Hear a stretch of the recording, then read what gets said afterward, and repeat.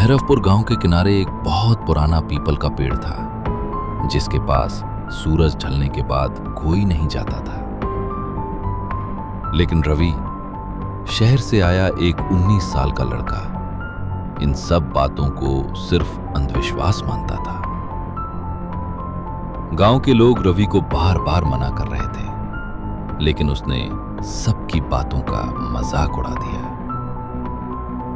सब चुप हो गए, लेकिन एक बुढ़िया ने धीरे से रवि से कहा, पेड़ से डर नहीं बेटा, उसके नीचे खदी चीज से डर।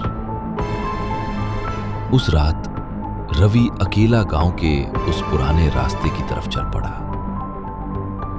रात बिल्कुल शांत थी, लेकिन जैसे ही रवि उस पुराने पेड़ के पास पहुंचा, हवा अचानक तेज चलने लगी।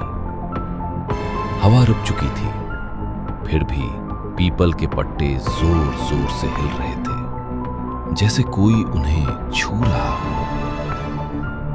तभी रवि की नजर पेड़ के नीचे खदी एक धुंधली सी परछाई पर पड़ी। उस परछाई के हाथ में एक हल्की सी जलती रोशनी थी, जो अंधेरे में धीरे धीरे हिल रही थी। पहली बार रवि को महसूस हुआ कि शायद गांव वाले झूठ नहीं बोल रहे थे। तभी अंधेरे में से किसी के धीरे धीरे चलने की आवाज आने लगी। वो आवाज अब रवि के और करीब आती जा रही थी। अचानक पेड़ के नीचे जल रही रोशनी एक पल में गायब हो गई। रवि को महसूस हुआ जैसे उसके बिल्कुल पीछे कोई खड़ा हो।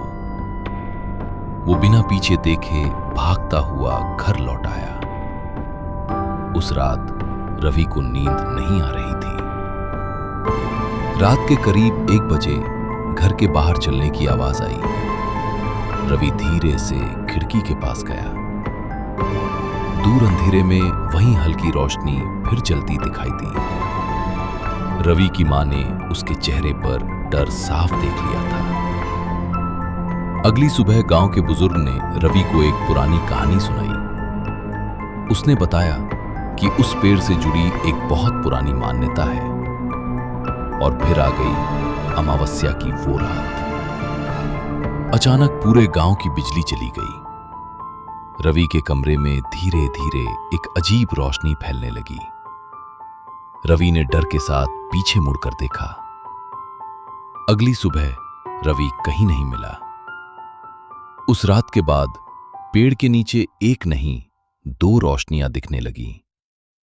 और आज भी भैरवपुर में सूरज ढलने के बाद कोई उस रास्ते से नहीं गुजरता।